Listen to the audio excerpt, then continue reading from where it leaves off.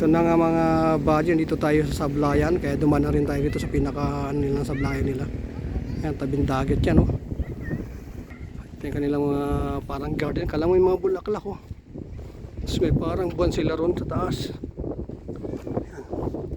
At siyempre ito yung ano, daan nila rito, at siyempre ito yung kailangan natin kunan dito, yung I Love Sablayan. Oh, diba ang ganda, oh. I Love Sablayan. Oh. Ayan siya, oh. Ang ganda niya, di ba? Oh, dagat yan, ano, dagat yung ano yan. Dagat yan, ano. Pinaka niya, dagat na, oh. Dagat na.